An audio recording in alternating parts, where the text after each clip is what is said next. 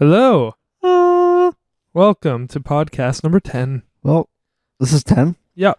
This is only number 10? Big 10. I feel like we've done more. It's me. I'm James. Hi, I'm Skylar.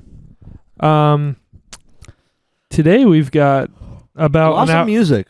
Yeah, we've First got of all. about an hour and a half again, like usual. Oh well. We tried, but it happens. Shit happens. So I got a sip left of juice. we're going to be talking about music, and then we're going to actually do the year-end lists for movies, games, and I guess music. for music. Yeah, a little bit. Not a whole lot. Not as much music, It's pretty much. I got like one thing to talk about. but Maybe two things, but I'm prepared to talk about our main topics here. yes, the recommendations of last week. Might I add, I'm super sore right now. Mhm. Like, I've been breathing really heavy just because, like, that's how much energy it's taking for me just to move. All right, I'm just like, you know? fair enough. Mostly in my chest and arms. I did back and that's not sore, so I fucked up, but oh well. But you didn't go to the gym, did you? Not today, no. Okay. But, like, I've been going pretty hard all through last week, so I'm still feeling it, which is good. That's good. It's a good kind of pain when you're used to it. I'm proud. But I guess hellos are out of the way. Yeah. I'm James. You're Skylar. Yeah. Like the intro, I guess. The intro rambling. Yeah. We'll get right into the albums. We'll spend 20 minutes on each album, so I'm gonna keep track of that. I feel like I won't have 20 minutes. Like I can't fit. Okay, hold up. I feel like 20 minutes is too long, but I know as soon as we start going, we're gonna end up spending like 40 minutes or something.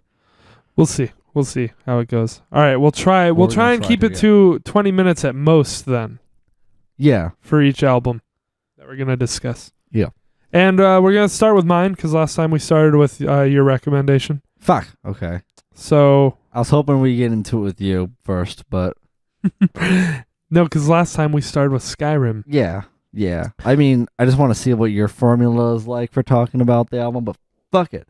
I mean, Oh, I wrote a lot of stuff You know, down. I'm prepared to talk about your rec. see, I didn't write shit down, but I've got enough to say about it. I told you I wanted to know your faves, and I wanted an overall rating at the very least. I can do overall rating. I've got faves up to top 3. Okay. And I've got like, so you did. If you had any dislikes, you did too. like the 3 categories of like dislikes, indifference, and likes.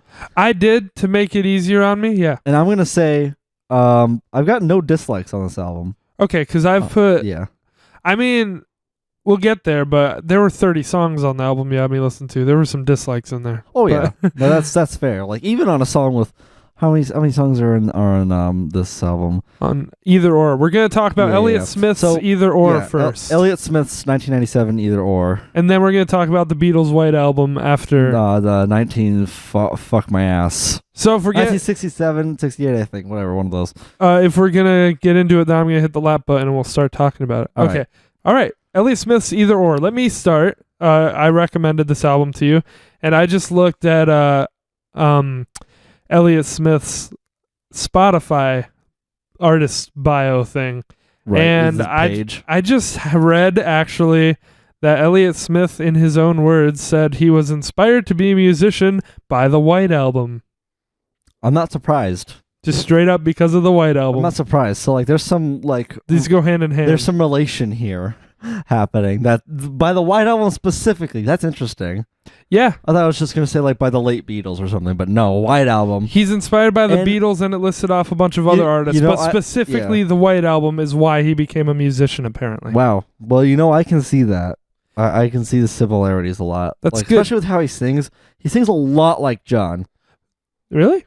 Yeah. Okay, so that's what you decided on after. Now that I've heard like a whole album a few times over, he sings a lot like John, but Paul and John do sound pretty similar when Paul sings pretty high. See, what I noticed listening to the White Album is I thought he sounds like George. Well, yeah, I'm not used to George's voice as much. From like long. Yeah, but he sounds like George and a bit of John, I guess. John has a little bit of like raspiness, like almost nasally. You can kind of hear it. And I mean, George is like a really like clean whistle when it comes to like high stuff. I think he sounds. So it's like a mix of both, I guess. I do think he sounds pretty unique, but like if we Yeah. were gonna compare him to a Beatle, and I think I wanted to say something else really quick too.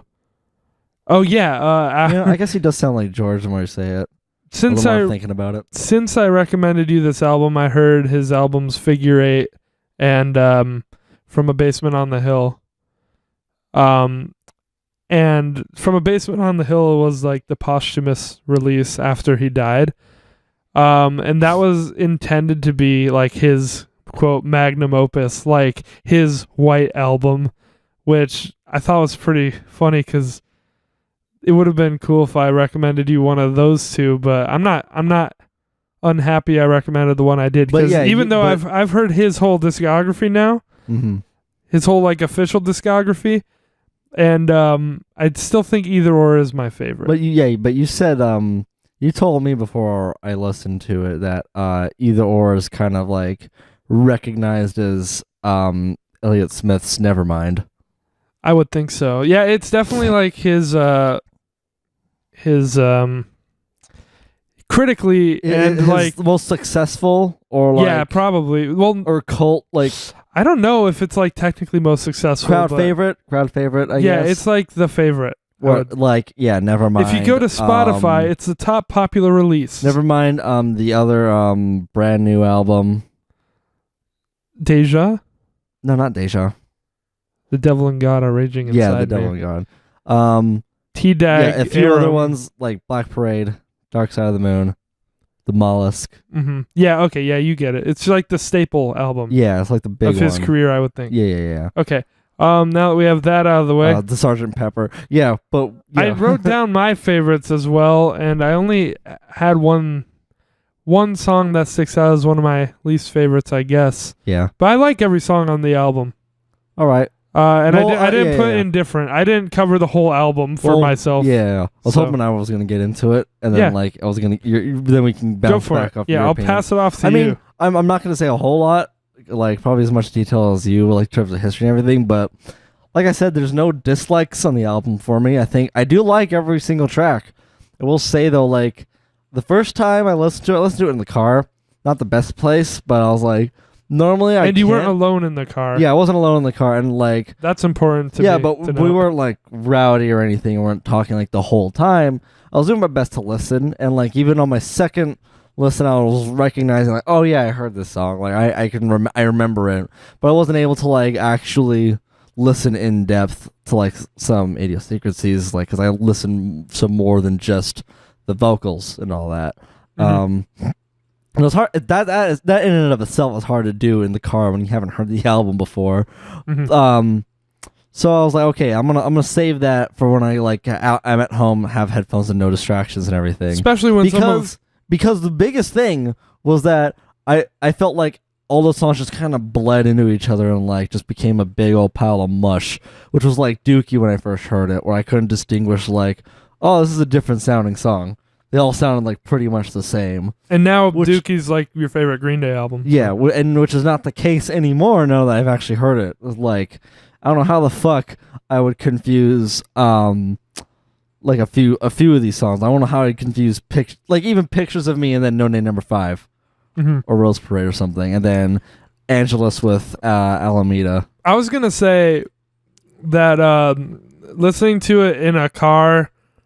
Like this album in particular, if you've never heard it and you're on the road, so you've got like the road noise and you've got someone else in the and you've got someone else in the car and you just like you're not fully paying attention, you're really gonna fucking miss out on some shit like between the bars. Yeah, if you don't know the album, at least if you know it, then you'll know where to pay attention. But this album, like, in parts, with the classic Elliott Smith style, if he does a ballad kind of type song, or it's just him in acoustic or something like that, he can get pretty damn soft, and you'll be able to miss it. Yeah, like you said, in between the bars. Yeah, and that's a song actually that I listened to first. I missed that one, No Name Number 5, and 2:45 a.m. I listened to Say Yes. I listened to Between the Bars, because it's his number one song on Spotify actually. Really? So yeah, I was surprised by that because first song I heard of his was Waltz Number 2, which is from XO. But like every other song there in like the most popular songs of his are from Either Or, I think. And Between the Bars has like 50 million more plays than anything else. That's crazy because I would put Between the Bars in the indifferent category. I love that song. I'm all right on it. I love that song, but everything I'd say indifferent, I'm like, it's all right. That's like the lowest everything will go on this because I do really like this album, honestly. But it didn't. I was saying it didn't immediately click with me because I listened with my headphones at the gym, and I could barely hear. Like the guitar and the voice were blending together, and like I couldn't really pick out the melody even, and I was like, "This is the most like played, most popular Elliott Smith song." Weird. Yeah. And then like the more I heard it, I was like, "This makes sense. This is a great song." So that was my experience with it, and that's why I wanted you to listen to it in like good headphones or like just in a good atmosphere where you could pick up on everything that's going on and see like, you know, the differences. Yeah. So we have your opinion on Between the Bars. Yeah, about that. That's about it so far. But I mean, I just want to clarify, like, it sounded all the same to me at first, but, you know, now it's not the case at all. That's really all I want to say about that. I guess really quick to jump into it. Favorite songs? Top 3 favorite songs. This may surprise you or may not. What's up? Quick. I think you're gonna have the one I put under least faves in your faves. So probably that's how it works. Let's see. All right. Well, okay. Should I start from the bottom and go to the top, or start top and bottom? 3, 2, 1. Do it like that. 3, 2, 1. Okay. So I guess number 3 is the harder one because I think that's the tie. I think I'm gonna give that one to Pictures of Me. And what's it tied with? That or 2:45 a.m. Oh, weird. I really like that song. Like, I was thinking we'd have a lot of the ones that have more instruments. Well, at the top. Yeah. I mean, but for like an acoustic, 2:45 a.m. is mostly like an acoustic, vocal song. But then it does have the. But it has that build. I mean, it has that just quick. And then, but it's still like this keeps the same melody, but like. I don't know, it sounds more different than just a regular ballad like that. It does sound like that, you know, you can't sleep and it's 2:45 a.m. and like you got insomnia or some shit. And I like that kind of feel with it. And what was that almost tied with? What's at number 4 then? What's at number 4? Probably Cupid's Trick. Okay. I like that a lot. And then because you said that like that was almost tied with something for number 3. Yeah. So I just wanted to know what that was.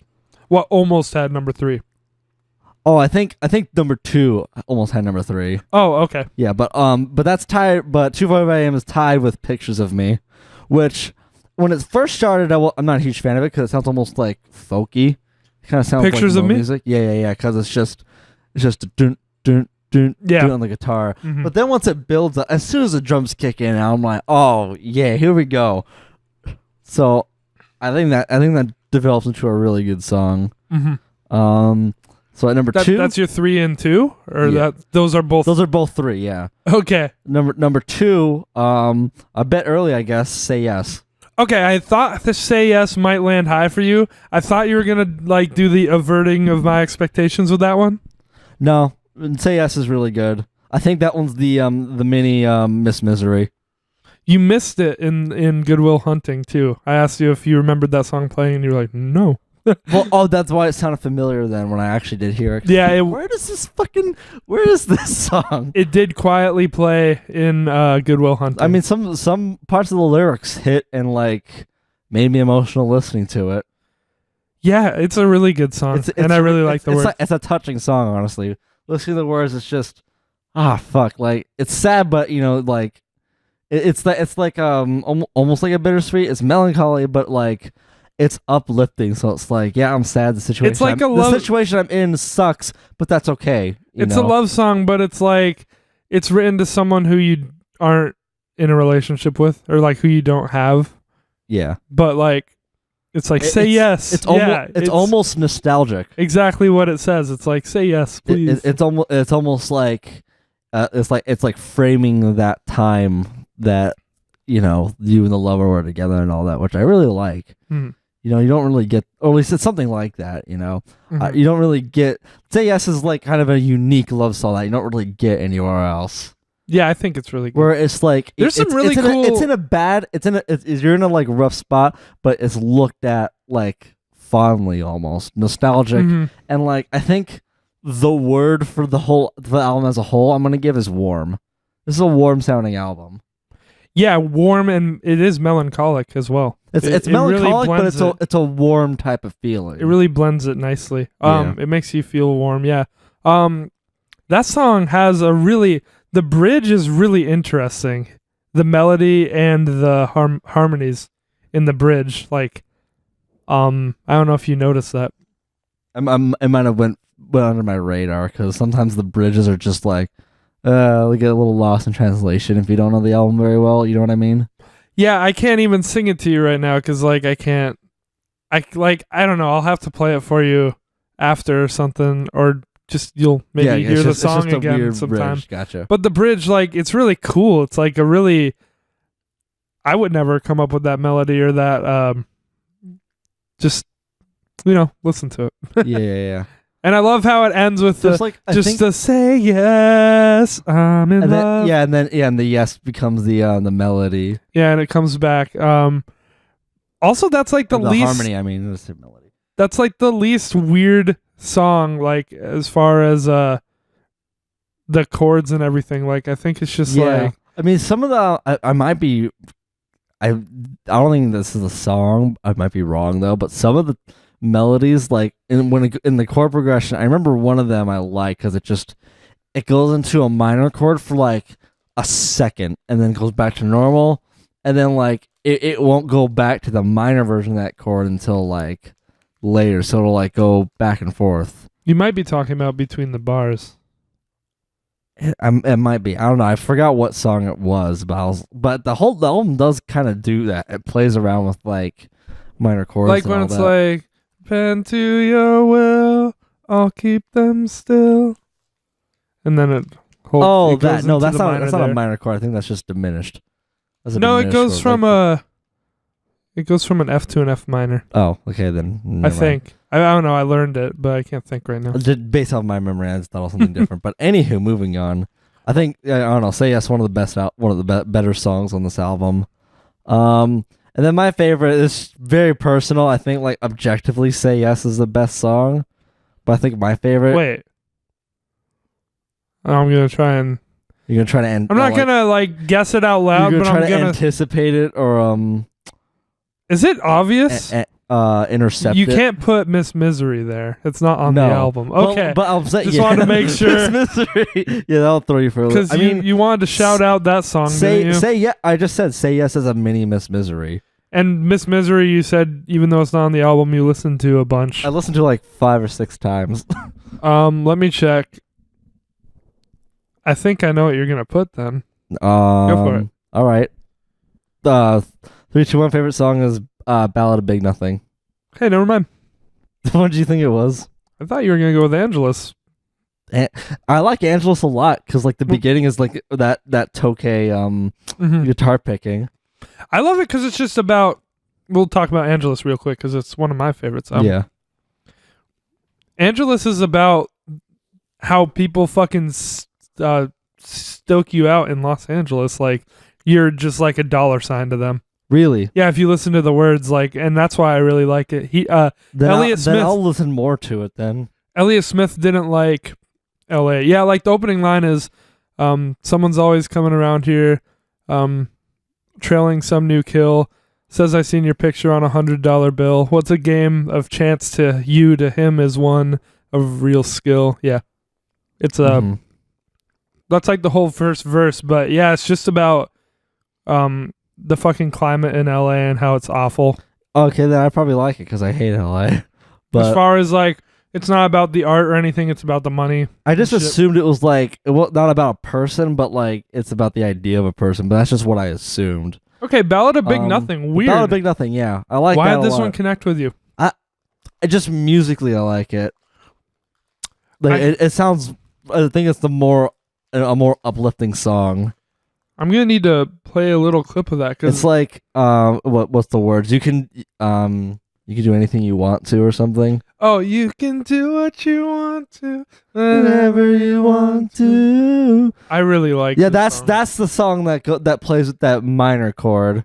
Like right when the melody dips down, it goes to a minor chord. Like it's like an A minor maybe. Okay, I love that song. I still have trouble with the names. I only discovered Elliott Smith this month.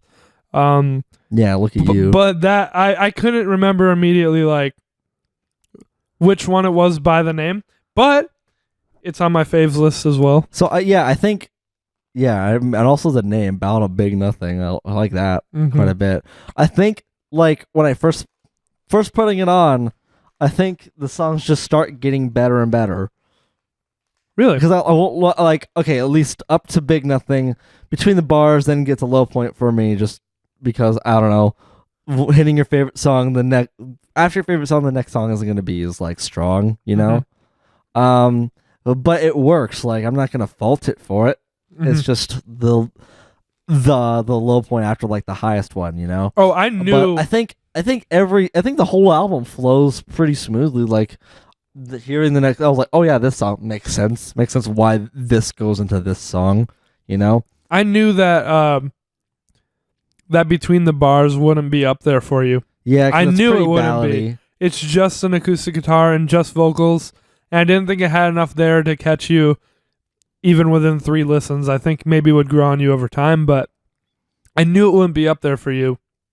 It is up there for me. I get why it's one of his most popular songs ever, personally. Yeah, I mean, it was still nice. Like, again, I didn't dislike it. I don't dislike any songs on this. But, like, I like Speed Trials. It's one of the weirder songs on here. Me too. If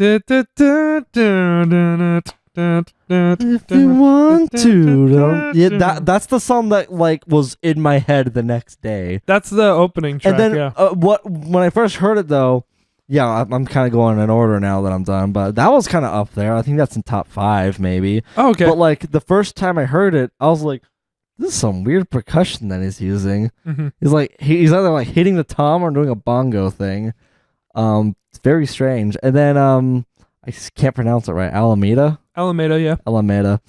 But it's overshadowed by Big Ballad of Nothing right now. It's a good song though. It's a great song. What that one's got some the great line in it like nobody broke your heart. Oh yeah, it's that song. It's got another really great chorus that I like. That's what I mean. I think all of these, because we were talking before we started recording, and you said these songs kind of blended for you. For me, I felt that way maybe the first time I listened through, but every song actually, like, once I can say about this album, not all his albums maybe, but for this album, every song has a part where I'm like, yeah, it's this one. I fucking love this song. Like, it gets to... Yeah, like, I'm going to get to that point. Like, it takes me a little more than... It takes me, like, 2 listens before I can remember the songs, but it takes me more than 3 before I can say confidently that I know the album. Yeah, even, like, just some of these songs, I'm like, wait, which one's this? And it gets to the part where I'm like, yes. Yeah. Like, so then, and then we already talked about, Alameda, it's a great song. You know, I put that one higher, but I think Speed Trials is a little more unique, and Ballad of Big Nothing just does that song better. I think it's a great song. Yeah, I still think it's a great song. I put all those 3 in likes. Between the Bars, just in comparison, I actually give it a more of a chance. And then Pictures of Me, I already said. Yeah, you like that one. Yeah, I already said, that one's a definite like. No Name number 5. Is that one low for you? No, I'm going in order. But yeah, saying that one. The only thing I really remember from it is like the interesting chord that he keeps playing during it. Like it's really dissonant. Yeah. But it's a good song. I like that. That's one of the ones where, and it's gotta have to do with the name, where I never remember which part I remember until I hear it. I just remember the sound of it. That's what like. If I can't remember any words or anything notable, I'm like, okay, what does it sound like? And definitely, it's a weirdly dissonant, like, it's like a trip almost. That's like there's a reason why it's like it's called No Name. You know. He does have 4 other no names, and they're on Roman Candle, one of his other albums. Like it's not just called number 5. Yeah. I have to listen to Rose Parade because I forgot how it goes. Oh, Rose Parade's a good this one. this was a nice, pretty song. Won't you follow me down to the Rose Parade? This one's a nice like drive, like take a slow drive, Mhm. and like it's fall and like there's just lots of trees and the sun's beaming through them. Yep, we gotta move on, but okay, gotta move on quickly. Say likes or dislikes I think, for the rest. Okay, then I think in the middle of the album it kind of dips out of them pictures of me. Honestly, because some of them I'm like, I don't remember how this goes, and then it comes back with Punch and Judy. I remember that one. It's like, okay, I like what that one does musically, and then Angelus, I like his melody going there, but I still think those kind of teeter on indifferent. Cupid's Trick, I said, was one of the better songs on there. Yeah, and then 2:45 a.m. and Say Yes. Cool. So it comes right back up. I think every song brings something to the table. Like there's no skippables on here by any means.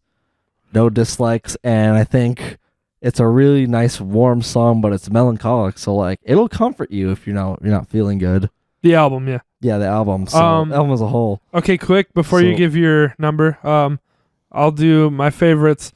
This is really hard because I wrote down Speed Trials, Ballad of Big Nothing, Between the Bars, Angelus, and Say Yes.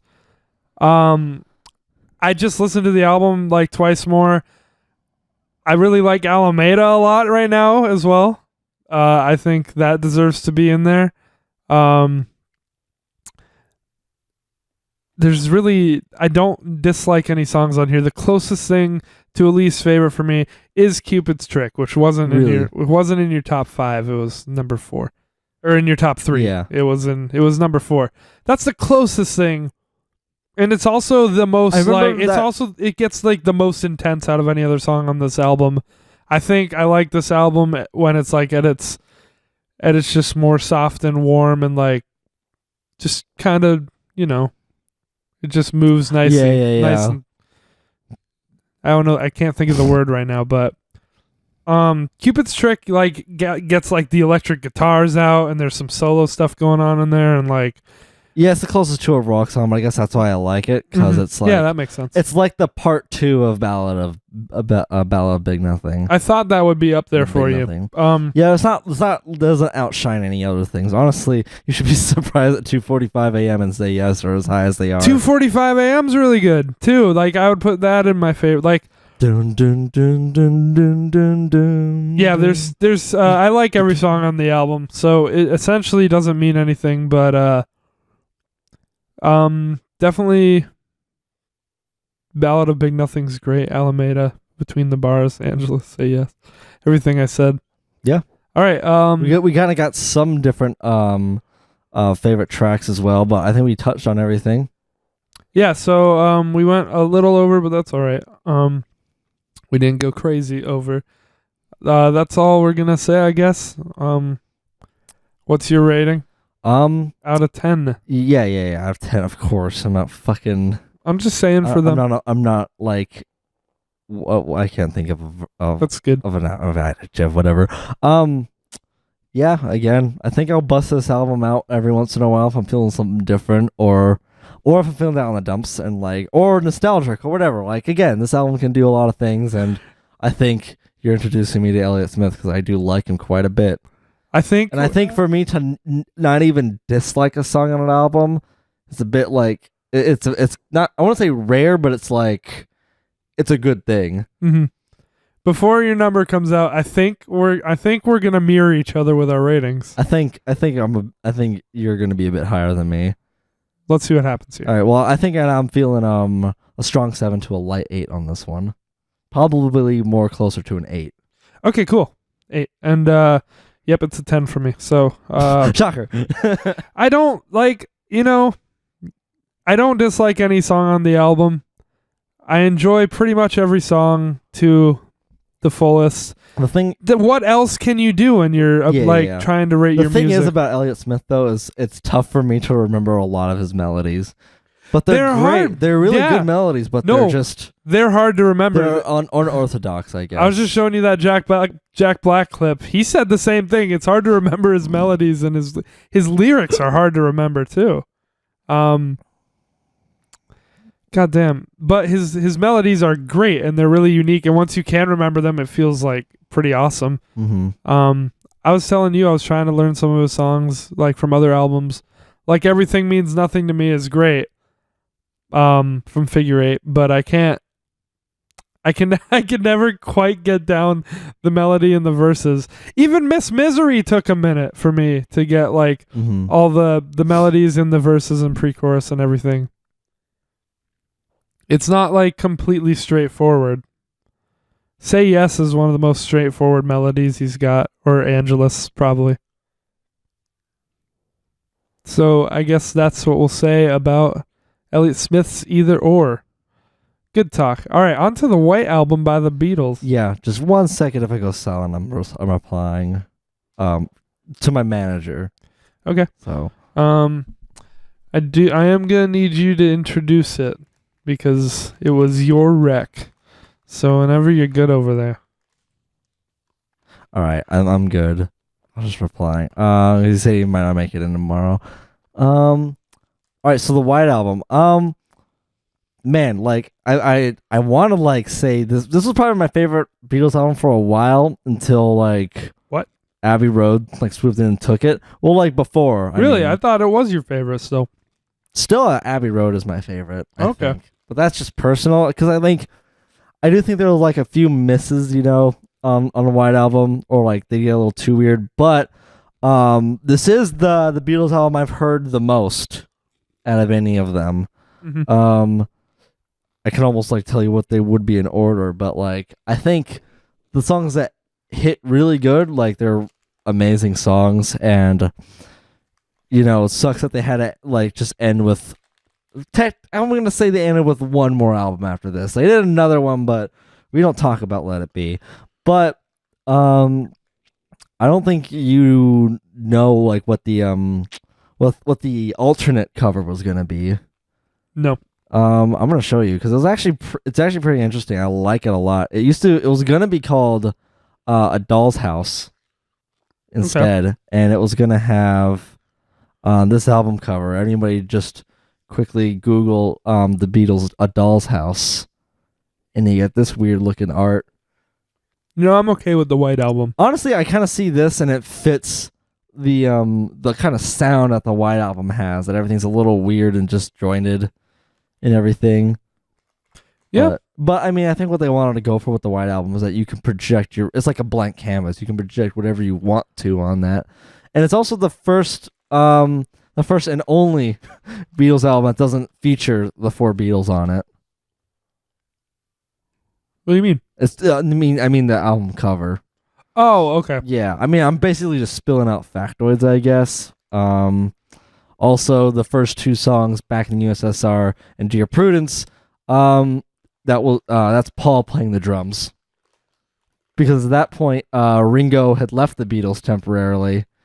Yeah, I read about that. Yeah, because things were like being too stressful for him, and then Paul said in interviews that they would go over to his house separately and ask him to come back. And then when he did finally go back to the studios, they had like a whole bunch of flowers in there, like arranging his name and everything. And it was like a whole welcome back party. So that's touching. When people say that Ringo isn't like a valued Beatle. Yeah, I started to read about things about the album. I was interested. Yeah, I mean, honestly, I just put it on like every so often still to listen to as I'm like doing other stuff on my computer. I guess I'll like avoid like personal opinions for now until you start. You want me to go on? Until you start spilling your beans. I think I was just gonna list them off it. because there's a lot. Yeah, it's just a little sad to hear this album now and just know that this was where like there were rising tensions and where they were arguing the most. Yep. I was reading about their creative differences on this album. And the whole Yoko thing. I even watched a recent interview. I mean, Paul this whole McCartney album is honestly like a phenomena. Like it's just there's so much history behind it, and it's just strange. Like this pops out, and when you get and like the album cover, just where the Beatles thing is, but like when you get like really early pressings of it on vinyl, you I thought have you were gonna say when you get really high. when you get really high. Oh, what? Can't say that, but you know, if you have, let me know. But I mean, like when you get it on vinyl, there's no like actual printing on it. It's just like pressed or like bezeled into it, so there's no like black ink on it. It's just like you know what I mean. Like That's actually what my CD bumps. has. Really, it has that on there. That's cool. Because I went and bought the CD. Yeah, because CDs will have this on there because you can't really do that unless it's like a soft copy. And also, there were on early pressings of vinyl, there would be like a little serial number down on the bottom right. And the lower your serial number is, like it means like the earlier pressing that you've had. So then, like really low serial numbers would make the record be super valuable. Mm-hmm. And all that, and I think, and it's like it said, like the first 4 were given to the Beatles directly. Makes sense. And then I think it goes up to like 5 or 6, you know, with family or like anyone else who worked on the album in the studio. But I guess that's it in terms of histories and facts. I'll definitely get my opinions out there, but why don't I'll pass it on to you? Okay, so you got a lot to say about it, I'm sure. Like you said, I categorize every song on the album into likes, lukewarm, and dislikes. So I figure I'll just read these off and you'll have a lot to say. Honestly. Yeah. But how do you want to hear them? Do you want me to go from worst to best? Like I didn't literally rank every song on the album, but do you want me to do? Let's just start off with general opinions on it. Like you said that you liked general it. opinions. Yeah, I like the album a lot. That's good. It's good to hear because, like, again, this is probably like one of their more out there records. I think at least half. But I think there's something for everyone in there. I think at least half, or maybe a little more than half, I'll have to count, landed in the likes. So that's good.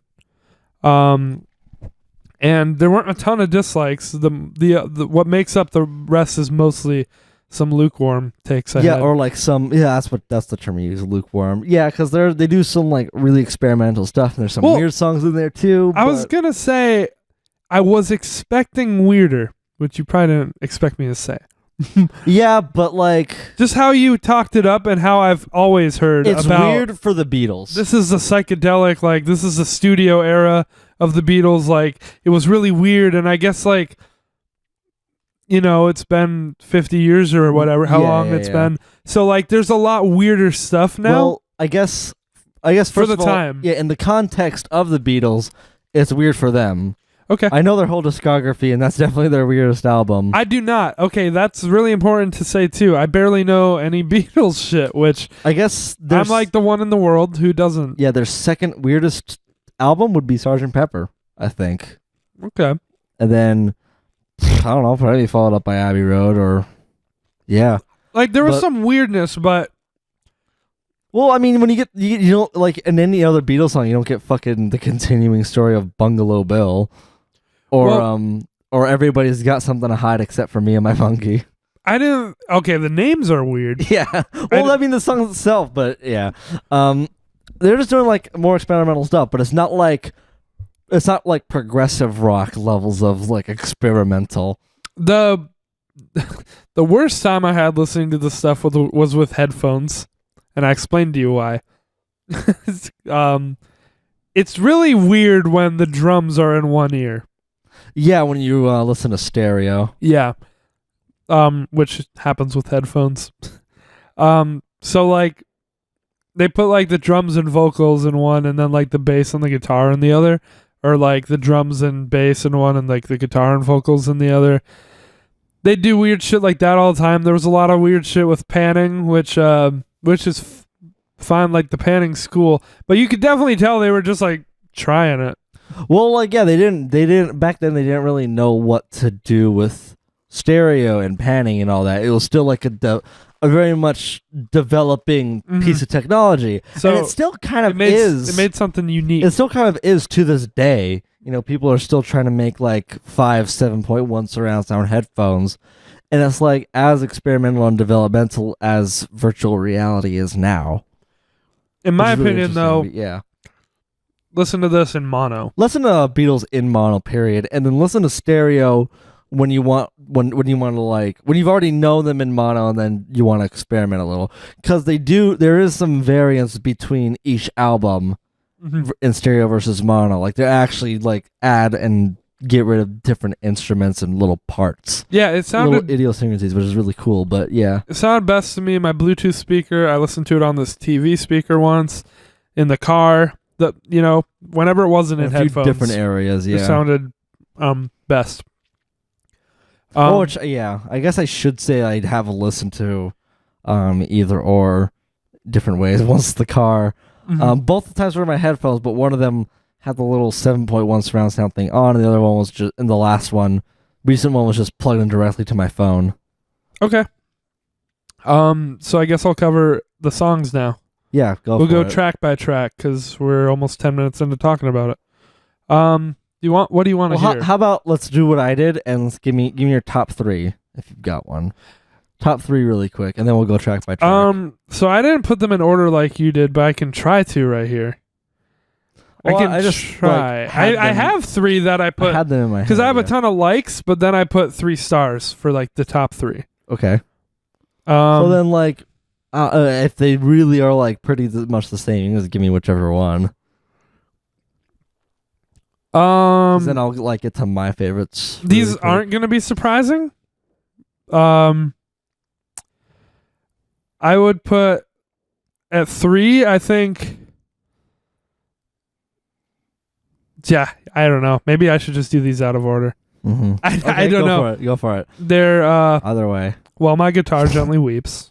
Yep, for sure. I mean, that's probably like that's my favorite song on this album. I'm just gonna spill the beans right next to Revolution 9. No, I'm kidding. Happiness is a warm gun. That's the second one I thought you'd put too. Yes, because that's like the second one. Like they're right back to back from each other. Yeah, it's like you get George's best song, and then you get John's best song. I think that's John. But. Yeah, it is. I enjoyed the first half of this album much more than the second half. That's overall. Also what I would say. That I was thinking before I handed it off to you. I was gonna say like I think the first half is better than the second half, but that's usually the case with these double disc albums. Honestly. Do you know what my third is? Do you know what it would be? See, that's the one I don't know, because that could be a few different ones from me. I have a guess. All right, I'm gonna lock in my guess. I'm so tired.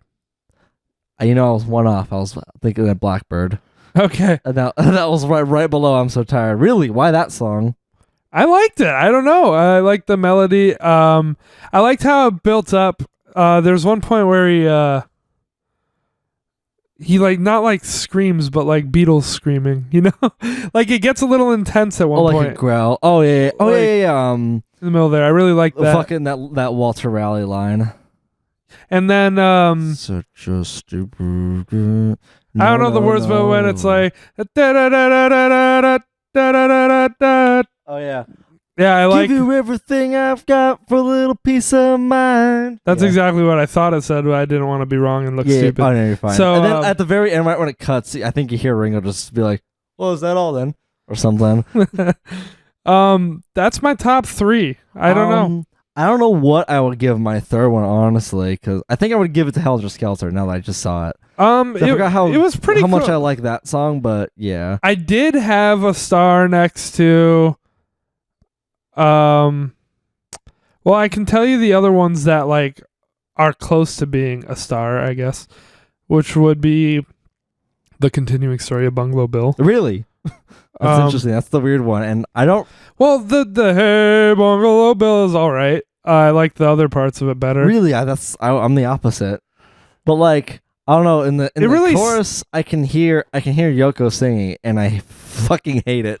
It really sounds like they've got that part in there randomly, and like it's supposed to sound random. Yeah, that it goes back to it. Yeah, no, it's supposed to just be weird and just like, huh, Mm-hmm. But I liked it. But then it gets weird. It gets really like kind of funny when like the whole whistling thing happens and like the really scattered clapping. But then it goes straight into While My Guitar Gently Weeps, and I love it for that. Like Yep. that's what that song is there for, honestly. A little ayo. And then I liked I Will. That song's gonna be there. I Will's a great song. I Will, and Love you forever. okay, you know what? Weirdly enough, I really like the last song. Good night. But Good Night? Good Night's a night. Good night. And That's a lovely song. I read that Ringo sings that song. Yeah, Ringo sings it. It's really weird. Okay, so I'm pretty now, sure, yeah. now do you want me to just go dislikes, lukewarm, likes, or do you want me to do it? Let's go track backwards? by track so I can follow along. Okay, go for it. I'll tell you where they land then. Yeah, you can tell me where they land. I already know this one lands. We'll go back in the USSR. No, it's a like. It's a. All right. Why? You said you weren't. You told me at first you weren't fond of it. I told you there was a lot of things that changed. Listening Wow. to the album 3 times, I told you there'll be some surprises here. Did you Did you look into what the song means and all that? No, it's not like I can gather, but Gotcha. it's not a strong like. It's like a lower I guess, yeah, you but I like like it. But it's not like yeah. I really like this song. I think it's a great opener with the planes going in, and I don't know. I really like Paul whenever he does really anything. Honestly, I love Paul. See, this is where one of the weird things happens because the next song is Dear Prudence, yeah. And that was in and back in the USSR was in lukewarm, and then and they switched. I just switched them at one point. I was like, you know Weird. what? Because I think Dear Prudence, I think that song pretty much encapsulates what this whole album sounds like to me. I hear Dear Prudence, I'm like, that's the White Album. I don't know. I thought it was all right. I really it is if you with the words and melody, but I really love that bass line that he's doing. The boo doo doo doo doo doo doo. Yeah, that's a good one. Not bad. I'm not gonna spend this much time on track by track, but here we go. Glass Onion, Lukewarm. I like this one a lot. It was forgettable for me, but I didn't dislike it. It's one of George's songs, and it's filled with references of their previous album, Magical Mystery Tour, with Fool on the Hill. The Walrus was Paul. It's actually one of the only songs that I can't be like, oh, it was that song. Looking through a glass onion. Because almost every song on here I remember. Yeah. I don't really remember Glass Onion. It never that stuck. one has a really cool rock sound to me, but which I really like. It wasn't bad though. Yeah, I really like the rock sounds that they end up doing here. But Obladi Oblada. Here's the thing. That was in lukewarm, but it's in likes now. It's in like. And you know what happened? Good shit. What up? The Offspring ruined this song for me. Why? Because they've got the song Why Don't You Get a Job? And it's based on the song. Really? And it's I don't know. I liked it when I was 15, but it's not good. Mm-hmm. It's not a good song. And it's literally this song. The whole melody and everything is just different enough that they could do it. But it's definitely this song. You'll have to listen to it. Okay. And it's a joke song. It's my friend's got a girlfriend and he hates that bitch. I know that song. I know that song. That is. I won't pay. Yeah, Yeah. I was like, no. I made that connection a while ago. And I was just like, yeah, but they did it wrong. And then Beatles. I don't know. It's just I mean, the song kind of gets memed, but it's great. For what it is. It's nice and cheerful. It's this is pretty much what Beatles is. It's just they're pretty goofy. What the fuck is Obladi Oblada? But it became and I think they wrote it just to be yeah, fuck it. It means nothing too. That's what I read somewhere or heard somewhere. Yeah, the words themselves are just whatever. It just fits the syllables, but it's just kind of a life goes on. But and here's the thing. This song had I had a movie moment with this song. Yeah. And that's why it jumped way up there for me. I immediately, this song I could listen to a lot. Cause I was just feeling whatever. I was on the treadmill listening to the White Album.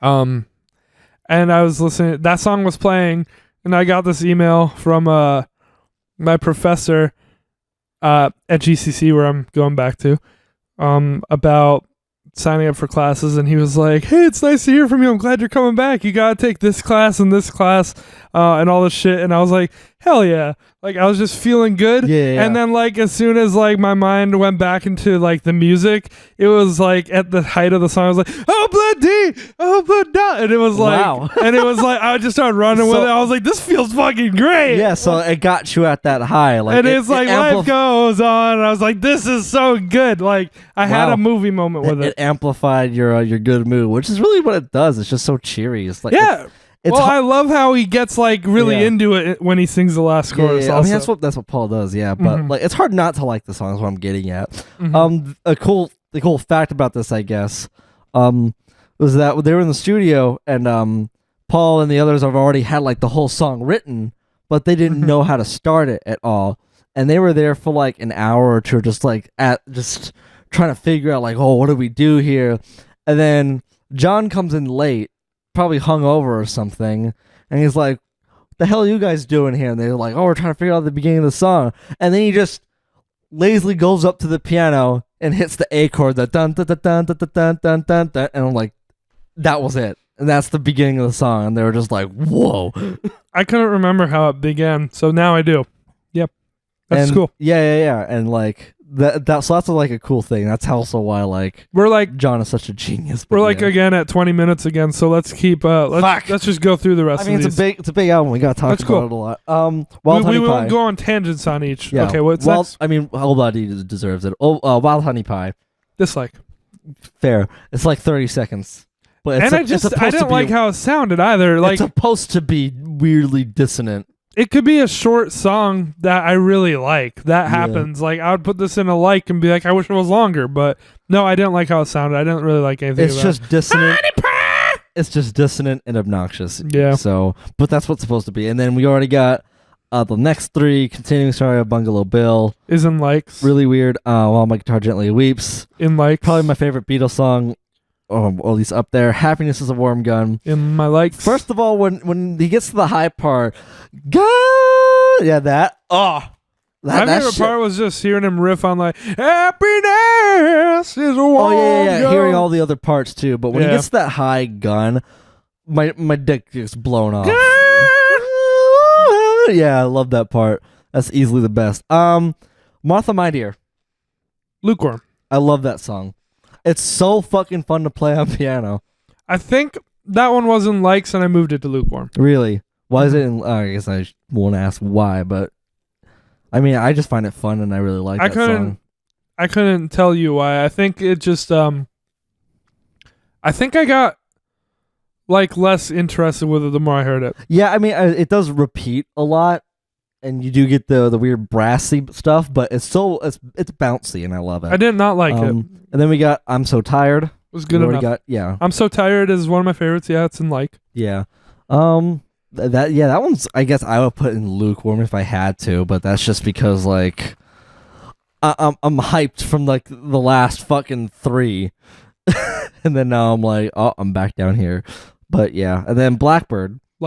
I like Blackbird. Probably one of the biggest songs on here that I forget about. I know you don't like it, but... Oh, no, I don't not like it. It's a great song. I think it's really good. I just forget that it's on here. Like, it's like one of lots of people's like favorite Beatles songs of all times, and I think so many just outshine it. That one went from lukewarm to higher like, but it's still not like in the faves. Yeah, I think it's all right. And then Piggies. I liked it. I really love Piggies. I really liked what was going on musically. Dun, dun, dun, dun, dun, yeah, I didn't really care for. I didn't really care for the words, even or not the words. Well, you see the little piggies. I know it's. I know it's like a political commentary, like Animal Farm and whatnot. Yeah.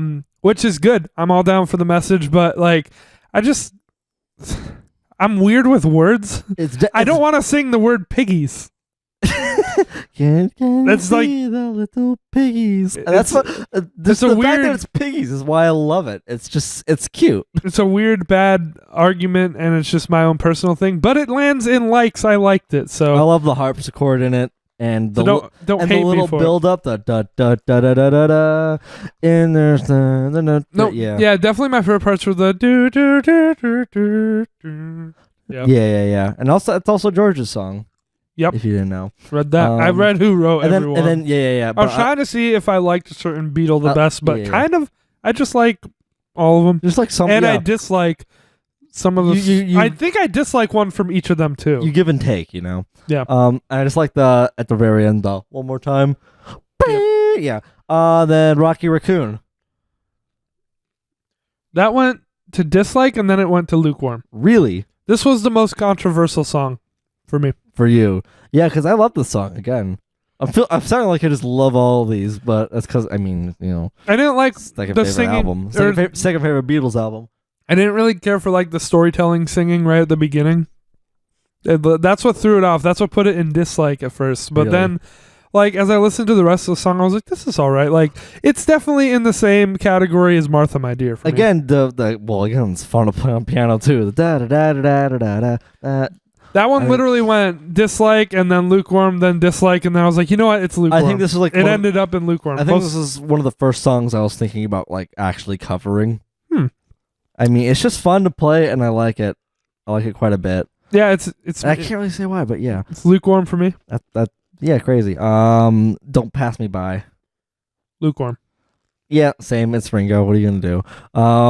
Why Don't We Do It in the Road? Dislike. You shouldn't be surprised. No, you're wrong. That's actually my least favorite song on the album. I think. Wow. All right.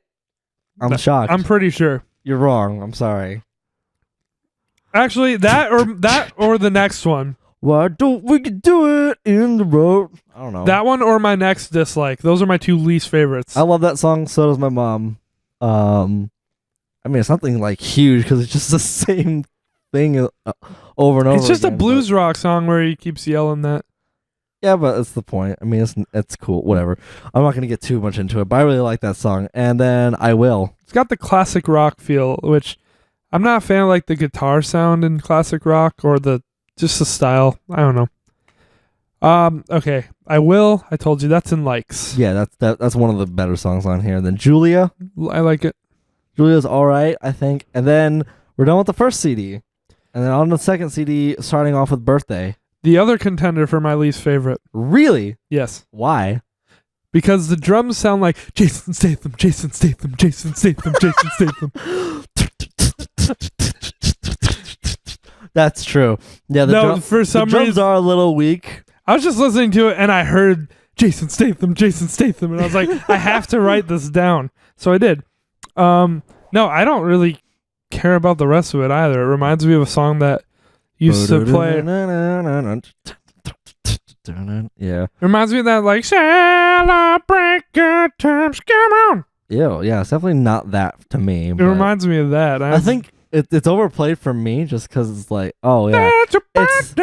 It's the birthday song, but like to me, it's not that, but it is. I just really like the kind of 12 bars progression that it's got going. But you're not a huge fan of 12-bar blues. No, those two. No, I'm not. Those two are my least favorites. I think that's crazy because I think those are those are like up there. They're not my favorites, but like I'm like those are good. Those are great. Birthday and Why Don't We Do It in the Road? They're great. Yeah, least favorites, but there are three. So sounding like Paul's your least favorite so far. I guess. Oh, crazy. Well, not all the way. You'll see. Yeah. And then speaking of blues, you get Your Blues. That's also in the dislikes. Really? See, that one's John, right? Yeah, that one's John. Yeah. So there you go. Yes, I'm lonely. The blue. That was okay. That one was a bit controversial too. I'll tell you, that one started in dislike, went to lukewarm, and it landed back in dislike. So it's not the worst. It's probably the best of the dislikes. Interesting. You're gonna hate me for one of these. I'm really surprised. No, you're surprising me, but like I'm not gonna hold it against you. Like, no, one of these. Your opinion is not gonna be my opinion. I'm surprised you put Bungalow Bill in like, but Why Don't We Do It in the Road is in dislike. And same thing with Your Blues. I can take Birthday. Like that I can swallow, but yeah. You'll be surprised about one of these, that's for sure, because I can already tell you like it from something you said earlier. But I probably already know. Yeah. Mother Nature's Son. Mother Nature, I think I like that. No, wait, yes, okay. Yeah, that one's for. I like that one for the melody. That one's definitely a nice song. That one reminds me a lot of Dear Prudence, honestly. But yeah, continuing. Everybody's got something to hide except for me and my monkey. Dislike. That's fair. That's the one I was talking about. I thought you would love that one. That's fair. No, I like it from how like weird it is. It's not as lovable, I think, as Obla Di Obla Da, but like, everybody's gone. Yeah, you can already see how most of these fall in the second half of the album. Yeah, like almost immediately. Same here. You know. Okay. So far, all I've got that I really like in the second half is Your Blues by Mother Nature's Son. But that you like. Okay. Yeah, but then we get Sexy Sadie. Lukewarm. I love this song. I don't remember if this was ever in likes. I think I kept it in lukewarm the whole time. Sexy Sadie. I don't know. I really like how this sounds. It's not bad. I wish it. Oh wait, one song that I wish ended differently is in the first half. Like one of them just ends really weird. Yeah, Glass Onion. Glass Onion I wish ended differently, but this one I wish ended differently too. But I think this one just fades out. I don't really remember. Sexy Sadie consistently stayed lukewarm for me. I don't dislike it. I don't think it's great, but it's good. It's good enough. I definitely like this. It's up there in terms of the sound of. It can be a high. It can be a higher lukewarm. It's like if Glass Onion and Martha Mindier had a baby. And those are both in lukewarm for me. Yeah, but I think this one's just a great song for me. And then Helter Skelter. I put it in like. Oh, look at you growing as a person. You didn't expect that. No, I didn't. I was expecting at least lukewarm. No, I think it's great. He really fucking lets loose. Oh yeah, like Paul's just yelling. I like it a lot. See, I love it. I love it when he growls and then like this. See, like people like give this song like so much praise because like it inspired metal. Yeah, they say it inspired metal, but like I think they just heard like a really heavy sounding Yes song and they were like, I want to do that. And then they did. Paul McCartney was saying, because I watched one of those interviews he did, that they wrote it because he heard The Who. Oh, it was The Who, not Yes. Yeah, wrote a really heavy song. So he was like, we have to write a really heavy song. And then he never even found out which song they were referring to. But clearly, like, they wrote the heavier song. Yeah. Like the most nasty, dirty, yeah, heavy and I mean, song. apparently this one inspired Charles Manson from, like, how crazy it is. Or some shit. Yeah, it was like, there's a whole bunch of controversy there. But, like, and it wasn't like, yeah, since they did so many takes and, like, since, Ringo was hitting the drums so hard, you got that famous, I've got blisters on my fingers. I don't really care for the fade out and fade in, but I think that's fine. Just the chord. It's something I expect on this album. I think the chord that they're punching sounds really cool. Just the like the really, I don't hold it against it, but like it's really weird distortion. It's a good song. Really cool. Yeah, it's a good song. What's next? It's fun and yeah. Then long. I put it in like the one that you thought was Elliott Smith. Yeah, I wasn't. I zoned out just a little bit during one of my listens. And that song came on, and I thought I was listening to Elliott Smith. I'm not joking. It took me like 2 seconds to realize it wasn't, but like I had that thought for a second. I was like, "Yeah, it's just Elliott Smith. I've been listening to him." What's up next? It does sound like Elliott Smith more than Elliott Smith. Oh yeah, because he did a cover of it. And you know what? I was like, I think that's Paul's song. Or no, it's George. So I honestly forgot that it was George doing it. And then, Revolution 1. I put in like. See this one. It's a lower like. I do really like the song, but this one had me weirded out because in the Rock Band it's a lot quicker. Is it? Than on the album? Yeah. Like, is it actually, or did you just like imagine that? No, it's actually quicker. Like in the Rock Band, it's like. You say you want a revolution. And it's like that fast. Oh, weird. It's really weird because I really like that speed, and then I get to hear, and then it's like, but now that I'm used to the album version, I definitely like that one. And again, I think John hits it just as well as Happiness Is a Warm Gun. I put it. It's like a lower like, but it's good. Yeah, I think I would agree. Honey Pie. Lukewarm. I'm gonna say the same thing because these are pretty. I don't know. Wild Honey Pie. Then we got Honey Pie, and I'm like, this one's the longer one, but I don't remember liking it anymore. This one's a forgettable track for me. This is the better one for me out of those. It's definitely the better one, but it's forgettable. Yeah. Moving on, I guess. I guess that was all enough it deserved. Savoy Truffle. Lukewarm. I like it. Fair. George Never Done Did Me Wrong. It is a weird song though. Just singing about really random desserts. We're going with one in each category here. Yeah, and then yep. That's fair. Cry Baby Cry. Lukewarm. I forget this one too. Fuck, I gotta do my White Album homework. I just listened to the first half and that's it. Then Revolution 9. Well, it's a dislike. I don't know what you want from me. I'm not holding it against you, man. No, you got really fucking heated over. You can't take any of my sarcasm over message. I was like, oh yeah, Revolution 9 is a bop, and you're like, oh no, if that's music for you, I feel sorry for you. No, I was just like, you said it's the best song on the album. I was like, if you believe that, you hate this album. You believe that you hate this album? I stand by that. No. Oh yeah, then I realized. No, I knew you were. like I knew you were fucking around. No, like apparently it's what John. He tried to do like a painting of a revolution through sound, is what I read. Okay. It accomplishes that, I guess. I'd never really I heard it like twice, and I was like, yeah, that's it. I've already heard it more than It's you. I listen to it every time I listen to the album. Yeah, I don't know. I probably listened to it more than just twice, but like I skipped this one because I'm just like next.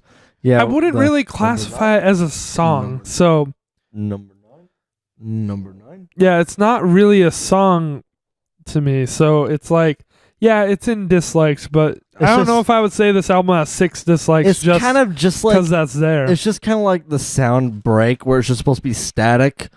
Mm-hmm. That like fills that space, and until you get to Good Night. Yep. Which I put in likes. And I think this one is like such a good ending for this album. Like it just seals it all up nicely. And I really like hearing Ringo sing me Good Night. Who doesn't want that? Yeah, weird choice to have Ringo sing the last song. I mean, he does it really well, honestly. I like like it. The best song he's sung, but yeah. I really like it. All right, so that's the White Album track by track, kind of lightning round. So if this was a normal sized album with, hang on, 1, 2, 3, 4, 5, 6, 7, 8, 9, 10, 11, 12. With these 15 songs, you could make an album that I completely like from the White Album. That's like a normal sized album. The first half? No, like here. If the album was Back in the USSR, Obla Dia, Obla Da, Continuing Story of Bungalow Bill, While My Guitar Gently Weeps, Happiness is a Warm Gun, I'm So Tired, Blackbird, Piggies, I Will, Julia, Mother Nature's Son, Helter Skelter, Long, Long, Long, Revolution 1, and then Good Night, I would like the White Album all the way through. I mean, that's 15 songs. Every song that you named, I'm like, yeah, those are good. I probably would just have a few more on that list. And, yeah. But yeah, again, but you get it's a whole like package, like it's almost like an experience, I guess. Yeah. So, I mean, there's something for everyone. Like, everyone's going to like tracks that you don't or that are lukewarm to and vice versa. But like, even with all of that going on here, like the stuff that I'm lukewarm on, not so much the dislikes, like I don't really... But like the stuff that I'm lukewarm on, for the most part, I still respect what's going on musically. Yeah. I respect what they're trying to do. I think it's cool and creative. That's cool. I'm glad you like it. So I guess like it or hate it, what would you rate it? I'd give it an 8. So I'm assuming this is a 10 from you. That's fair. No, I give it number 9. Really? Number 9. Okay, you're actually too stingy with your 10s. I am too stingy. No, but I'm only giving it a 9 just because there are just a few skippable tracks. If you get rid of, let's say, Wild Honey Pie, took out the Yoko and Bungalow Bill, I want to say get rid of Revolution 9, but that's a little too much. And I don't know, like polish up the second half more. I'd be like, yeah, this is a perfect ass album. But I'm probably like going for like a 9, maybe a light 10. Okay. But like, it's a definite 9. Weird. See, I was I was gonna say I thought we'd mirror each other because somehow, with as nice as you were talking about either or, I thought you were gonna give it an 8, and you did. And then I gave it a 10. So I thought I was gonna give this an 8, and you give it a 10. Oh, that's what you meant. Gotcha. Yeah. I was like, okay, I guess either or is an 8 for you as well. Or yeah, no, I this is a definite number 9 for me. But I think it's an imperfect 10 is what I'll call it. An imperfect 10. Okay. Fair. So year end. That's the White Album discussion. We've got 24 minutes, or it's probably 23, to discuss our year end shit. So that's cool. I guess lightning round it a bit. let's not go crazy about everything we talk about. We talked about the White Album for quite a while. Almost 40 minutes. So I mean, there was way more to cover. It's a long album, yeah. I feel like we covered it as we should have. So I did take what you just sent me and just write down my rankings like right next to it. For what you saw. Yeah, for what I know and saw. So we'll just give our quick thoughts. So I guess all right, let's start with movies. Yeah, start with movies. I was just about to say movies. So go for it. I saw Escape Room. These are all in order, like these are chronological. What came out through the year? Did you see Escape Room? No, I did not. So I just I don't know.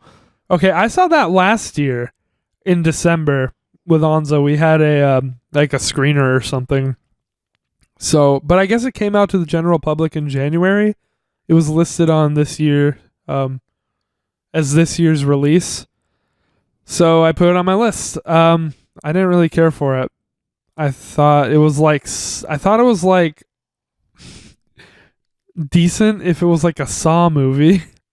Mm-hmm. But I can't even remember too much about it. I didn't really care for it, and I really didn't like the end. It kind of went on too long. They like set up a sequel. The characters, I don't know. I kind of liked one of the characters, and then I think like they killed him off really quickly. Yeah, that's what they do in movies like this. I gave it a 4. Right. I do remember you talking about it like pretty extensively when you saw it. So it was not very great. I gave it a 4 out of 10. I did not see it. Us. We both saw Us. We both saw it. You saw it twice. I'm sorry, but I did see Us twice, and let's say a little something about it. Yeah, I don't really remember a whole lot of it when I had to look back on it, but I do remember it was just kind of all over the place. This movie came from Jordan Peele, who made Get Out, and I loved Get Out. That was amazing. That's probably like a good 9. I really liked Get Out, and I went into this with some sort of expectation. Like I was anticipating Jordan Peele making another attempt at like a horror movie, and like it's another horror comedy, and a lot of the comedy in this movie did land for me, but then like it was a lot of it was like really right now, like it was just weird, and it was out of place. It was trying to do a lot of things at the same time, and they were like, it was like a superhero movie. It was as if if it had, if it did one thing for this movie and then it set up a sequel, like Us, like literally spell like TOL, like Us 2 or something. Yeah, that'd be cool. And then like you can get everything you want on the table, but I tried to do everything in under the same movie.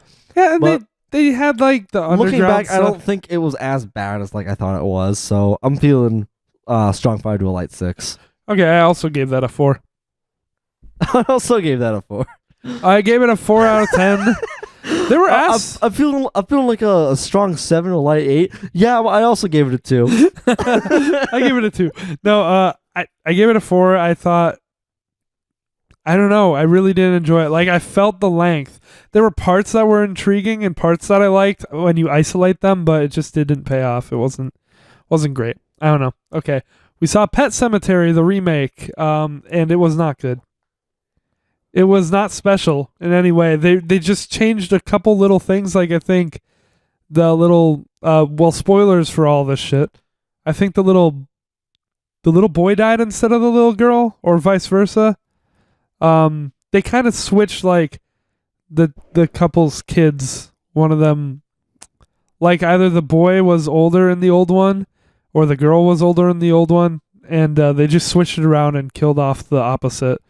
That's really confusing, what I'm saying, but like they barely made changes. It was cool that they had John Lithgow. That's the Trinity Killer from Dexter. I like that he was in it. I liked his performance. Yeah, I like him being in there. That's like all I can say for this movie. There were a few parts that would have been pretty scary if they got rid of the jump scare sounds. Yeah, I prefer the original to this. Like, for sure. Did I show you the original? Yeah, you did. We watched it right before we saw Pet Sematary. The original's better. It's one of the better Stephen King movies. I don't know why, but like, I guess it was early morning. I gave it I put 6 on here. Really? I mean, I was like, I didn't really remember it, and I do remember saying it's more forgettable than the original, so I'm gonna lower it down to like a decent 4. Okay. Yeah, I was like, you're being more forgiving than me on these. I gave it a 3. Okay. Under the Silver Lake, I saw, which came out in 2018, but I guess it came out in theaters this year. I watched it on Amazon Prime. You haven't seen it, as far as I know. Nope. I thought it was good. There was a lot of cool stuff in it. It was fucking weird. It was like definitely like an art film to an extent, but it's something that you can watch it and take something from it, but you definitely aren't going to get the full picture. You need like multiple viewings. You need to interpret it. Like it needs to be interpreted for sure. But there's a lot of cool scenes isolated again, and generally I liked it, and I was intrigued throughout. I gave it a 7. The next movie we both saw, Endgame. Avengers Endgame. Oh, Avengers Endgame. I thought it was something other shit because I just put, I don't know. Okay. I didn't know what you're You talking about. forgot what Endgame was? I thought it was something different. I don't know. Okay, well, you can maybe improv Yeah, fuck it. an answer for I think it. Infinity War is better. I thought Endgame was better, but I'm the only one who didn't like Infinity War. I thought it was boring. I mean, honestly, both of them. Honestly, both of them are kind of forgettable. Everyone thinks Infinity War was the best, Marvel movie, best Avengers movie, whatever. I saw Guardians of the Galaxy 2, I think, around that same time. Is that what was out around the same time? Yeah. I think Some other movie was around that same time, and I saw that, and it stuck with me a lot more. Maybe it was like Deadpool 2. I don't know. Whatever I saw around that time stuck with me more, and Infinity War didn't do anything for me. Endgame, there was too much of it. There was too much time, and a lot of it was fluff. I think with the Infinity War, there was too much fluff and too much characters. Endgame had fluff. Oh yeah, Endgame had a lot of fluff. There was not as much action, I don't think, and like. I don't know. Both of them are pretty forgettable. Like they really did build up Thanos, but like Thanos isn't as memorable. As he was in the comics. And then you get Hulk being fucking Rivers Cuomo for the whole fucking movie. Didn't they just kill him? Like they went back in time. Thanos, didn't they just like kill him off immediately? No, they went back in time, and before like he even knew what the fuck he was doing, he was like, who are all these people? And they just demolished him. And I'm like, yeah, that's satisfying. You know? And then, fucking, then Iron Man gets the gauntlet, snaps fingers, dies. Spoilers, by the way. No, I said spoilers for every movie we talk about. Okay. Mean, I don't know. I just found it forgettable. I'll give it a 5, just because, like, I could throw it on him, like, let my inner 13-year-old be like, yeah. So I wrote down 7, and then in the time we were just talking about it for a whole minute and a half, I shifted it to a 6. It wasn't as good. I think I liked it more when I first saw it, and I'm just like, ew, whatever. I don't think it was great. 6 out of 10. Detective Pikachu. Or should I say Detective Pika 2? No, actually didn't give it a 2, but you were excited for this one. Yeah, I was looking forward to it because it looked great, and honestly, Pikachu still looks pretty great, but the writing's fucking awful. You know, it's like it's worse than like a regular Pokemon episode of the cartoon. I never thought that they looked great, and we had lots of arguments about it. Yeah, I mean, I think some of them look great, others look really fucking stupid or like derpy. Pikachu, I think, is like they kind of nailed. That's about it. It was cool that Ryan Reynolds was in it. Oh yeah, like he was probably the best part. That was like, the his best voice part. acting, but like that's it. It was just a huge disappointment for me. Light 4. I gave it a 4 too. Rocket Man, did you see it? Nope. Okay. I'll have a cookie now then. I thought Rocket Man was pretty much, they did like Bohemian Rhapsody again, but with Elton John. And it was a bit more like, it felt a bit more biographical. Like, it had some scenes that actually you could see, like, yes, that would have happened, but they were like dramatized or whatever for the movie. And I don't know, there were effective scenes for sure, and I felt like Bohemian Rhapsody felt really unbelievable, like fantastical. I still liked that movie, but I feel like this was the better approach at making a movie like this. And I enjoyed it. I don't think I would see it again, but it was good. I liked it. I gave it a 7. Probably a light 7. I don't usually differentiate like you do, but yeah, if I was going to, it'd be a lighter 7. Spider-Man Far From Home. Your favorite movie of the year? Yeah, definitely. Their favorite Spider-Man movie of the year. It's the only one. No, I think it's great. You can have the floor. I think it's I think it's my third favorite Spider-Man media. I think it's tied with the original Spider-Man 2 Raimi movie, but I think it's a great sequel with Tom Holland. I think Tom Holland's a great Spider-Man.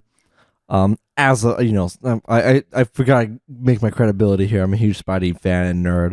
It was just really cool seeing the fucking fishbowl do his work, and that whole action scene with him and like him being all trippy and shit. That was really cool to see. The action choreography was really cool, and I think it has pretty good pacing and writing with it. It's a good Spider-Man movie. I think give it a solid 7 to a light 8. Okay. I generally liked it. I felt like I was sitting there waiting a lot for stuff to happen. Like, even when stuff was happening, I wasn't like glued to the screen or anything. I've never been a huge Marvel person. I wrote down 7. Sorry, I just switched it to a 6. So it's a Fuck 6. you. It's just because I started talking about him. Because I know it's because I started thinking about it, and I was just sitting there a lot of the time, like waiting. I was kind of bored, but I generally liked it. I think it generally had me like, oh, this is kind of cool. Whatever. Gotcha. We have to speed up again, but okay. It's like the WarioWare. Speed up. The next Faster. one. The next one is Midsummer, which you didn't see. No, but I want to. I just saw it not too long ago. I just saw it earlier this week. I rented it because I wanted to have another movie to talk about for the end of the year movies list. So I don't know. I don't think I spoiled anything in this, but I was writing out what I felt about it to someone, so I'm just going to read that off quickly. Because this movie's by the person who made Hereditary, Ari Aster, the same director. And Hereditary I thought was great. Like, yes. 7 or 8. I think an 8. For me personally. But this movie, okay, so here's what I wrote. Okay, so I thought it was really well shot, and there was a lot to like about the production, and the performances ranged from fine to great, but I think the actual story wasn't really groundbreaking. There were a handful of plot conveniences, and the characters didn't really escape the horror trope of just being stupid, and also kind of thought the whole thing was just really pretentious. It also was 2.5 hours long, and I definitely felt the length as opposed to Hereditary, which is like 2 hours, and it's only like 10 minutes shorter, but it feels like a lot shorter. Like you glide right through it. It probably doesn't have any old people swimming through air. No. It also, yes, okay. There was a really cool, alluring opening, but then they just kind of never referred to it again. So I don't know. I thought it was just okay. 5 out of 10. All right. Yeah, okay. I wrote a lot about it because I wanted to like it. Like, it was the dude who made Hereditary. I was excited for it. But Midsummer's a 5 for me. It's really not my favorite. It Chapter 2. Let's go rapid fire here on out. Okay. As rapid fire as possible. It Chapter 2. Anything we quickly wanted to say? Hot take. I think it's better than It Chapter 1, but I need to rewatch Chapter 1 because I didn't like the new Pennywise as much as Tim Curry. But Chapter 2 made me like the new Pennywise better. Solid 6 to decent 7. I think you need to rewatch the first one. I didn't think Pennywise was really scary in this one, and I thought the CG scenes were really bad. And it just kind of took the formula of the first one, but they were all older now, and I wasn't scared. I gave it a 6. Joker, I was really really into when I first saw it. I really liked it too. It gave actually something new to the table. For a giant, there's a lot I could talk about this one. As someone who knows about DC, at least Batman universe, and the Joker, I mean, there are about 3 different origins that you could take from the Joker, because, I mean, he's not a reliable source, but, I mean, this one, sure, you can take it as canon. It really just takes the whole Gotham City setting and makes it really, like, mature, and, like, makes it feel very, very real, and because, like, everything has weight to it, like, the violence with it, and just, like, what's around, and, like, the ghettos and the slums and everything. I think this is a solid 9. As someone who hasn't seen or who's not interested in Batman and that universe, or comic book universes in general, I didn't care for any of the Gotham or any of the references, or even I'm not talking about references. I'm talking about the setting. Even that this character was the Joker. I just kind of saw it as its own standalone piece. It introduced me to Joaquin Phoenix, who I think is like an amazing actor. I did think it was a great movie. I had a great time with it, and I haven't seen King of Comedy. I have seen Taxi Driver now. I don't really get the parallels people are drawing there so much, but I guess I should watch King of Comedy. That being said, this one fluctuated so much for me. It started as an 8, then it was a 9, and I wrote down 8/9. All right. It's between 8 and a 9. Yeah, okay. El Camino, the Breaking Bad movie. I liked it, but it didn't add anything. It did Breaking Bad. It did it well. It did it to a T. Jesse was great. Aaron Paul was great. It was cool to see everyone again. Too much Todd. Too much Todd. He also took too much of the screen. So I don't know, but generally, I really enjoyed it. It was just unnecessary. I think it just pretty much like validated our headcanon what happened, but I really did enjoy it for what it was worth. I think the cinematography and some of the shots were really, really cool. And it was just nice to see the universe kind of get extended just a little bit, and we got confirmation on Jesse's story. I'm giving this a decent 9. Really? I think it was just as good as the show. I put 7/8. I would watch this at the end of the series. Oh, I would tack it on now too, but it's not. It really is unnecessary because it's what you thought happened in most cases, from what I can tell. All right, we'll move on from that. I put 7/8. The Lighthouse. Enjoyed it. The Lighthouse 10. 10 next. Yeah. Marriage Story. 10 for me too. Okay. Marriage Story. Okay, The Lighthouse. It was a slow burn for me. I thought it was an 8 when I first saw it. Thought it was like a 10 the second time I saw it, and it stays there. I just pre-ordered the Blu-ray. Oh, fuck you. I want that. Give me that for Christmas. I love that shit. 10 all around. 10 the first time I saw it, and second the other 2 times. Beautiful. I just had to see it with subtitles. I had to see what they were saying because it's hard to understand them. But god damn, this movie, you can just never get fucking bored of it. All right, spill your beans. All right, Marriage Story. Oh, so Lighthouse is probably film of the year for me. Same. Marriage Story, you haven't seen, have you? No, I haven't. Okay. I just watched that on Netflix.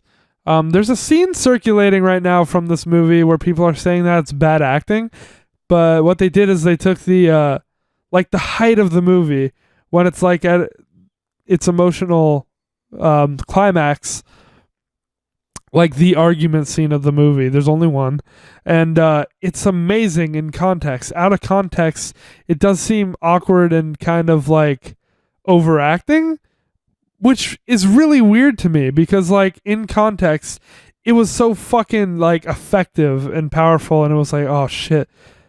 But now it's circulating the internet as like a meme, like bad acting. I don't know what else to say on that, but I totally disagree. You do need to watch it in context though, because weirdly enough on its own, it's like, oh. I thought it was really, really good though. it didn't keep my attention 100% of the time, but I just thought the writing and the story and the subtlety in the performances were really great. 8 out of 10. Doctor Sleep. Dog ass. Yeah, I didn't like it. I don't like it. I don't like what it does to my favorite movie, The Shining. It could suck my dick. I didn't like what they added. I didn't like the superhero, like the powers, the witches. Like, it's not a horror movie. No, not scary. I didn't like it. Not even a good thriller. I didn't like it. 3 out of 10. Light 3. Okay. And I just saw the new Jumanji movie. Which, funny enough, Jumanji's become kind of a December Christmas type tradition for me these last 3 years. Mm-hmm. So maybe next year I'll watch the original because I haven't. You haven't seen the original, bro? No. Bro. Okay, so like in 2017, I was in New York and me, Anza, and Jonah and his girlfriend at the time went to Plattsburgh and we watched like the reboot of Jumanji. And then that was like right around Christmas. And then the next year, last year, me, you, Bond, and Anza did the Jumanji Escape Room. Yeah. Around this time of year. And this year I went and saw the new Jumanji. So it's like this time of year feels like Jumanji to me now. Gotcha. That said, it's not amazing. Even the one from 2 years ago, it wasn't amazing. They were fun. They're fun movies. They're good enough. I gave it a 6 out of 10. All right, you had one more. I do. Today I just saw Frozen 2. I did not. Not by my own will, but I actually thought it was a lot better than the first one. I didn't like the first one at all. I think the music is a straight upgrade. I think the big showpiece song still isn't all that good, but it's better than Let It Go. The animation looks great still. They made some of the side characters a lot better, and obviously the best part of the movie for me was Weezer's cover of one of the songs, which was the best song in the movie, might I add. Lost in the Woods, I think. Just some of the plot, like, sure, I was accepting what was happening, but just the characters' motives didn't really make sense. Most of the time, I was just like, why? Why are you doing this? Why is this happening? It doesn't make sense. It just things were happening just because. But it was actually pretty decent. I would give us. I think I'm thinking decent 6 to decent 6 to a solid 6. I think. Okay. Albums. All right, now we really gotta go rapid fire. We always talk too long. So what I have? I had Weezer, Teal. I gave it a 4. Weezer, Black Album. I gave it a 2. Did you have those? Weezer, Teal. I give it a 10. Weezer, Black. I give it a 2. Okay, stop. What'd you actually give Teal? A 10. But what'd you really give it? It's the best album. Okay, fine. I give it an 8. Really? No, I don't fucking know. It's like a 4 or 5. Oh, you didn't rate it. Okay. Pup, Morbid Stuff. I gave an 8. I liked it. Probably album of the year for me, I guess. Mm-hmm. I didn't get a ton of albums this year. I'm pretty niche with my music. Did you even have any other albums you ranked this year? Morbid Stuff? Yeah. Morbid Stuff's like a solid 7. Okay. Did you write anything else down for music? No. Okay. Frank Turner, No Man's Land. I gave a 4. It was probably my least favorite thing he's put out so far. Just not for me. It's not bad, but whatever. Blink-182, 9. I gave a 5. Was a lot better than California. Still not really great. Menzingers, Hello Exile. I gave a 7. I think it's kind of in line with After the Party. I like it a little better than After the Party, but I think On the Impossible Past and Rented World are both better than both of these. That's my thoughts on albums of the year. Brian Fallon's new song. He just released a new single like this week. What is it called? It's called You Have Stolen My Heart. I love it. I'm really looking forward to new stuff from him. Games. God damn, we have no time. It's 11. So we have to just give game and number, unfortunately. Okay. Okay, Fair. so I wrote Super Mario Bros. U Deluxe. I gave it an 8 because it didn't really add anything to Super Mario Bros. U. It didn't add much anyway. Solid 5 to light 6. Really? Okay. I give it an 8. We could talk more about this later. Walking Dead final season, I gave it a 6. I don't know. Life is Strange 2, I gave a 5. I don't know. Resident Evil 2, I gave a 10. I don't have my final ranking yet, so I guess as a placeholder, I'm solid 7 to light 8. Okay. Yeah, you're too hard on some things. I mean, I don't have a final ranking yet. I'm still playing it. I don't think you've given a game a 10, though, you said. So I'm just making a statement there. TF2 and Minecraft. No. Okay. Resident Evil 2 is a 10, game of the year for me. It's game of the year for me as well. See, and it's at 7. Never mind. CTR, Nitro Fueled. I gave a 9. I don't know, 7. I don't fucking play it. I just watch you guys play It's the definitive way I'm going to play Crash Team Racing from now on. Super Mario Maker 2, I gave an 8 because it didn't add too much to the first one. Decent 8. It's still great. It's a fucking great game, but it didn't do too much different. And I liked using the Wii U gamepad to build the courses on the first one more than I like using the Switch. Decent 8. That's like the only good thing that thing is good for. Yeah, whatever. Man of Medan 5. I gave it a 6. And Death Stranding 5. I just put a sneeze emoji. Death Stranding I didn't play long enough. Okay. I just put a sneeze emoji because I'm like, All right. I played Death Stranding for 5 hours, and that's my rating on it is a 5. So yeah, I didn't play the full game or even like close to any of it really in the grand scheme of things. But that's it. Did you have any that I didn't mention for this year for games? Not that I know of. I haven't played any of the other ones. Like Sekiro also came out, but I haven't played it. I want to, but I can't say anything or add anything to it. So there's that. All right, we'll blow out this candle. All right, bitch. Mr. Robot time.